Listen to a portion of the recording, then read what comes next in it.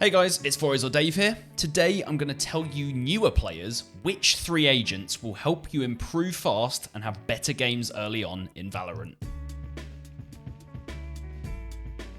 Valorant's been out for a couple of weeks now and its player base is growing enormously. Whilst there are many players who are experienced when it comes to tactical FPSs and the shooter genre as a whole, a large proportion of the player base are still very new to this style of game and are looking to improve and get to grips with the game as quickly as possible. I'm going to give you guys a short list of 3 agents to play as a beginner or even as someone simply looking for a simpler entry point into Valorant. Now, this month has been crazy for my channel and I know that a bunch of you guys are still new here. Currently, over 90% of you guys watching aren't subscribed, so if you want to see more Valorant guides and gameplay from me, make sure you subscribe below and click the notification bell beside it. Now, let's get started. Let me first explain what I believe makes a good beginner agent. Firstly, and most obviously, the ability usage of a beginner agent should be on the simpler side, leading to a lower skill floor and an easier point of entry for new players jumping on to play a new character. Secondly, a beginner agent, in my eyes, should limit the new player from accidentally hindering their own team through bad ability usage. Now, because of this, spoiler alert, there are no agents in my shortlist who use smokes. Smokes can be amazing, but placed badly, they can completely shut your own team down and make the round all too easy for more experienced opponents. Now lastly, even though Valorant is a game that's mostly down to pinpoint accuracy in your shot, a beginner agent's abilities should give a player more options to be impactful for their team outside of pure gun fragging ability. Enough chit chat, my first recommendation today might come as a shock to some of you Valorant experts. It's going to be Sova. Sova has a very high skill ceiling. There are so many lineups you can learn for amazing recon and shock bolts. Reddit is filled with them if you take a look. Surely with so much info to learn and so many videos to watch, this agent can't be for beginners. Well, just think for a second. Sova may have a high skill ceiling, but he also actually has a pretty low skill floor. His recon arrows are very easily understood and allow the player to gain site-wide info, highlighting the exact location of multiple players for his whole team, all most likely from the safety of being round a corner due to arrows being able to bounce off walls.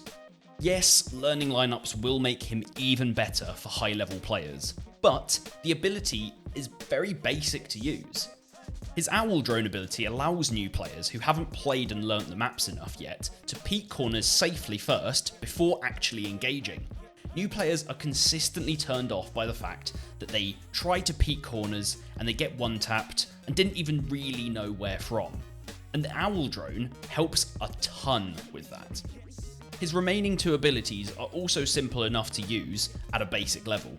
Shock Bolt has basically all the same mechanics as a recon bolt, except it does damage instead of scanning for enemies, and his ultimate can damage opponents or even secure frags from safely behind a wall, and are easily comboed with his other abilities. If you want to scout out for your team and provide amazing consistent intel, give Sova a try. Next up today, let's talk about the agent who many believe to be the best in the game overall. It's Sage. It still baffles me that an agent with such strong abilities in their kit can also be so relatively simple to use. Every team will be grateful that you picked Sage, and there's never a bad situation to play her. Her barrier orb is the only sight blocker in the game, which actually blocks movement and bullets too. And it's very simple to position. Her heals are doubly great because if you're sitting back and your aim isn't feeling too great in a game, at least you can top up the health bars of teammates. But also if you're feeling going a little more aggressive, you can heal yourself instead and potentially extend your rounds a bit more with a few more kills on the board too.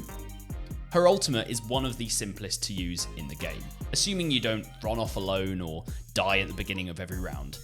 No one will ever flame you again if you keep getting revives to give your team that momentum to push through the rounds. And finally, Slow Orb is a bit of a throw and forget ability that's amazingly effective at slowing down pushes. Plus, a slowed enemy is a much easier target for you, so even if your aim isn't the best, you can hopefully get some frags off of this ability. Sage is receiving nerfs here and there throughout the patches, but right now, she's still an essential pick who's easy to get started with.